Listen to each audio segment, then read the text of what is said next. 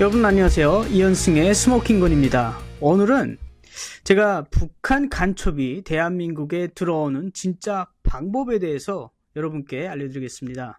제가 직접 겪은 내용인데요. 2014년 아직 북한 신분으로 중국에서 활동할 때인데 그 당시에 제가 동북 지역에 있었습니다. 근데 하루는 제 지인이죠. 아는 형님이 또 자기 친구를 데리고 오시더라고요. 점심자리에. 그래서 점심을 같이 하게 됐는데 제 지인은 이전에 김정일 정치군사대학이라고 하는 북한의 간첩 양성소에서 또 훈련을 받고 또 거기서 약간 교관 정도까지 하다가 이제 은퇴하신 분인데 비즈니스 쪽으로 나중에 돌았거든요.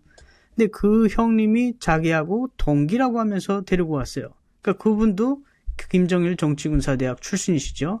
근데 처음에는 이제 그런 이 내용들을 물어보지 않지 않습니까? 이제 밥을 먹으면서 서로 신뢰가 되기 때문에 그래서 좀 물어보는 정도가 어디냐면 지금 여기서 어떤 일 하시냐 이런 걸 물어봤더니 그냥 비즈니스 준비를 한다 그러시더라고요. 그래서 중국어를 좀 배우면서 비즈니스 준비를 하는데 그래서 그런 정도로 알고 헤어졌고 다음에 또 이제 자주 좀 몇 번 만나게 됐습니다. 더. 그런데 사루는 제가 이제 물어봤죠. 이제 술을 좀 마시고 술자리에서. 근데 그분이 약간 한참 한숨을 좀 쉬시더라고요. 그래서 자, 어떤 일을 하고 있고, 지금 여기서 그러니까 그분이 혼자 나와 있었어요. 보통 이제 북한의 무역 대표부나 비즈니스 하시는 분들은 가족을 다 동반해서 나옵니다. 그리고 가족이, 제가 그 형이 또 결혼을 해서, 그 당시 그분이 30대 초중반이었는데, 그러니까 결혼을 해서 아이가 북한에 있는 걸 다 알거든요. 그래서 왜 안 데리고 나오냐고 물어봤더니 이제 그 이야기를 하시더라고요. 그래서 자기가 지금 정찰정국 소속으로 이제 중국에 나와 있다. 그래서 내가 가족을 데려오고 올 수 있는 신분이 아니다. 이렇게 말씀을 하시더라고요. 그래서 그럼 어떤 신분이냐 그랬더니 지금 간첩 이 임무를 받고 그래서 중국에서 중국 여성과 결혼을 해서 중국 신분을 얻어서 대한민국에 파견되는 임무를 받았다고 합니다. 그래서 저도 깜짝 놀랐죠. 그래서 그러면은 대한민국에 가서 뭘 하냐, 한국에 가서. 그랬더니 이분이 말씀하시는 게 보통은 이제 피스톤처럼 단기 왔다 갔다 이런 업무를 이제 명령을 주고 지령을 주고 또 이런 걸 하는데 필요하면은 가서 이런 그 그룹을 형성을 하고 지하당을 만들고 이렇게 해서 만드는 것도 임무라고 하시더라고요. 근데 아직 거기까지 구체적인 지령은 안 나왔다고 하고요.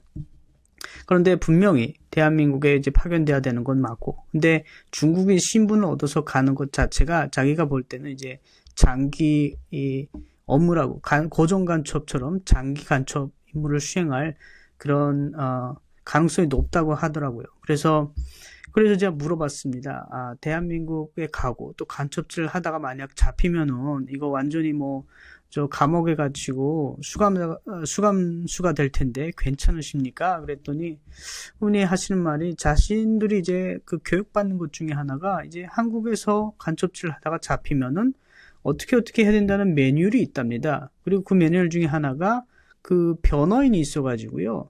그렇게 형을 오래 안 산다고 합니다. 실제 어떤 걸 했는가에 따라서 4년 살 수도 있고 5년 살 수도 있고 또 나중에 더 받아도 감면 받아서 나올 수 있기 때문에 자기는 보통 이제 한 5년 정도라고 생각을 한다고 해요. 그래서 저도 깜짝 놀랐지. 아니 어떻게 간첩질을 하는데 그러다가 잡히면은 북한 같으면 솔직히 정치범 수용소나 사실은 처형이거든요. 근데 한국은 그렇게 한다고 해서 저는 또 반신반의했죠. 설마 그럴까? 근데 제가 그 한국에 대해서 그때는 몰랐으니까. 그러니까 그분이 그렇게 이야기를 하고 그러면서 이제 한국에 자기가 가는 것보다는 자기도 좀 중국어를 배워서 비즈니스를 해보고 싶다. 그런데 내가 물어봤어요. 그렇다고 해서 이제 이미 명령을 받았고 안 가겠다고 하면 어떻게 되냐? 그랬더니 자기도 잘 모르겠다고 하더라고요. 어쨌든 그 뇌물이나 파워가 힘이 있어야 권력이 있어야 자기가 지금 소속된 곳에서 빠져나올 수 있는데 결국은 그럴 힘이 없는 겁니다. 그러면은 그분들은 계속 이제 파견돼서 한국에 가서 간첩질을 해야 되는 것이죠. 그래서 제가 나중에 한국에 왔을 때 이 이야기를 해드렸어요. 이제 정보기관에 있는 분들한테. 그랬더니 그분들이 너무 이제 관심 있어 하면서 중국의 사람을 파견하겠다고 하더라고요. 그래서 알려줬죠. 어느 위치에 있고 어느 지역에 있는지. 그랬더니 나중에 사진을 한번 찍어 왔는데 너무 멀리서 찍어서 얼굴이 안 보이는 겁니다. 그래서 제가 아니 이게 무슨 내셔널 지오그래픽 뭐 다큐멘터리 찍냐, 무슨 뭐 이렇게 멀리서 찍어서 뭐 얼굴도 안 나타나고. 그래서 좀 더 자신감 있게 가서 찍어라 그랬더니 그분들이 그러시더라고요. 잘못하면은 뭐 요원 정치도 탄로나고 또 중국에서는 자신들의 활동이 활발하지 않기 때문에 그렇게 쉽게 접근을 못한다. 그래서 아니 뭐 커피숍 가서 옆에 앉은 척하면서 찍어오면 되지 뭘 그렇게 부들부들 떨고 있냐, 그렇게 이야기를 했었었는데, 그래서 이거는 실제 제가 겪었던 일이기 때문에 여러분께 공개해드리고요. 제가 두 번째 또 다른 일화가 있는데 그것도 2014년입니다. 근데 이분은 정찰청국, 제 지인인데 정찰청국에 IT를 하시는 분이었어요. 원래 중국에 있다가 베트남 쪽으로 이제 거주를 옮겼는데 몇 달 있다가 한번 중국에 들려서 저희가 이제 식사를 하는 자리를 가졌는데 그때 그 형이 이 베트남 여권을 가지고 온 거예요. 그래서 제가 보니까 베트남 사람 여권을 가지고 있더라고요. 그래서 물어봤죠. 이거 어떻게 베트남 여권을 가졌냐 했더니 뭐 다 하는 방식이 있고 이게 정품이라는 겁니다. 진짜 여권이라는 거예요. 신분을 샀다는 겁니다. 그래서 이게 가능하냐 그랬더니 뭐 중국도 가능한데 베트남도 가능하다. 그래서 뭐 중국은 원래 또 그런 걸 알고 있었기 때문에 신분을 살 수 있는 방법을. 그래서 저는 또 믿었었죠. 근데 이제 그분한테 제가 물어봤어요. 아니 보통 이제 북한의 그 공작원들, 해외 나와 있는 사람들을 선생이라고 부릅니다. 저희는 다. 그래서 제가 강 선생은 뭐 이제 한국에 왔다 갔다 할 일이 없지 않냐, IT 하시는 분이니까. 그랬더니 그분이 그러시더라고요. 뭐 필요하면은 갔다 올 수도 있고, 그리고 또 자기 말고 이제 직접적으로 이제 그 미션을 수행하는 사람들이 있다는 겁니다. 이제 한국에 피스톤처럼 왔다 갔다 하는 사람들.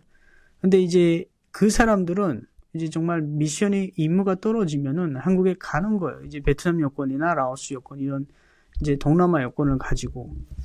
그래서 쉽게 왔다 갔다 할 수 있다는 겁니다. 그래서 사실은 제가 그 소리를 듣고요. 야, 이런 정도로 한국에 왔다 갔다 할 수 있으면은 사실 뭐 간첩지 그렇게 어렵 게 아니지 않냐 이렇게 생각했거든요. 그러니까 우리가 이전에 간첩들이라고 생각하면은 막 땅굴로 가야 되고 그리고 뭐 잠수함 타고 가야 되고 다 여러분도 그렇게 생각하셨잖아요. 근데 이제는 정정당당하게 다른 나라 여권을 가지고 인천공항으로 내려서 또 인천공항에 내리면은 마중 오는 사람이 있고, 그래서 이게 고정 간첩들과 다 연계가 돼 있고 한국에 가서도 그렇게 뭐 어렵게 활동하거나 뭐 그러지 않는다는 겁니다. 그러니까 이미 해외에서 교육을 받고 한국에 가도 자연스럽게 활동할 수 있는 그런 자신감을 쌓은 다음에 가는 거죠. 그러니까 이 간첩들의 활동이 너무 편한 거예요. 그런데 여기서 중요한 이제 우리 핵심 이슈가 있죠. 바로 이제 대한민국에서는 간첩을 잡을 수가 없습니다. 다 아시겠지만 국가보안법과 법이 있고 간첩법이 있잖아요. 근데 국가보안법은 우리 반국가단체 북한에 대해서만 적용이 됩니다. 그리고 또 간첩법은요, 적국에만 규정이 됐어요. 그러니까 그러니까 적국이라고 규정한 나라는 북한밖에 없잖아요. 그러니까 이 간첩법으로 외국인을 적용을 못하는 겁니다. 그래서 그때 중국 사람들이 미군 해군 기지랑 미군 기지를 찍어서 했을 때 대한민국 경찰에서 놔준 거 아닙니까? 증거가 있어도 못 잡았잖아요. 법이 없기 때문에. 그래서 국가보안법으로는 북한 사람을 처벌을 할 수 있지만 외국인은 안 되는 거죠. 또 국가보안법은 다른 반국가단체를 규정했는데 다른 국가가 반국가단체가 아니잖아요. 그러니까 이 법이 너무 이제 엉성한 겁니다. 그러니까 이제 국가보안법으로는 중국인이나 베트남 사람을 처벌을 못하고 또 간첩법으로는 또 적국인만 규정을 해놨기 때문에 그것도 외국인 처벌 못하는 겁니다. 그래서 지금 간첩법을 개정을 안 하고 패스를 안 하는 이유 중에 가장 큰 이유가 사실은 이 북한의 간첩들이 대한민국에서 활동할 수 있는 이 환경을 간첩법이 통과되면 막아버리기 때문에 그것도 하나의 큰 이유 중에 하나다 이렇게 말씀드립니다. 제가 이런 말을 하면은 또 이거 다 무슨 허튼 소리다 이런 이야기를 하시는데 여러분 실제 있는 일이고요.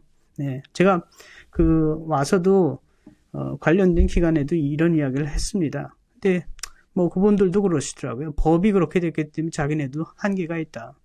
그럼 뭐 대한민국 지키는 건 어렵죠. 간첩들이 활개를 치는데, 그러니까 외국인으로 둔갑하고 들어온다니까요. 그러면은 그 사람들이 아무리 여기서 간첩질을 해도 살인만 하지 않는 이상 그들은 무사히 풀려나게 됩니다. 여러분 지금 이런 나라에서 지금 살고 계신데 아무도 자각을 못 하고 있는 거죠. 민주당이 간첩법 개정안을 지난 12월에 법사에 통과했다고 하는데요. 이 간첩법 개정안도 잘 봐야 돼요. 이걸 어떻게 또 간첩들이 빠져나갈 수 있게 이 법을 만들었는지 잘 검토를 해야 됩니다, 사실은.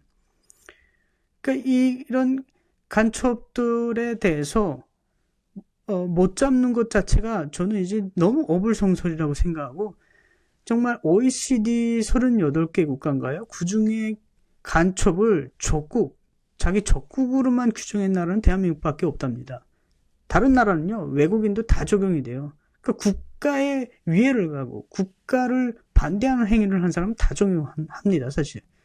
그렇기 때문에 이 간첩법 잘 검토를 해야 되고, 꼭 보안법과 함께 간첩법 잘 지켜야 됩니다. 그래야 나라가 튼튼하게 됩니다. 오늘 북한 간첩들이 들어오는 방법에 대해서 그렇게 지금은 진짜 그냥 유유히 외국 비자, 외국 여권을 가지고 유유히 들어옵니다. 그래서 우리가 각성을 해야 되겠고요. 오늘 이현승의 스모킹건 여기서 마치겠습니다. 감사합니다.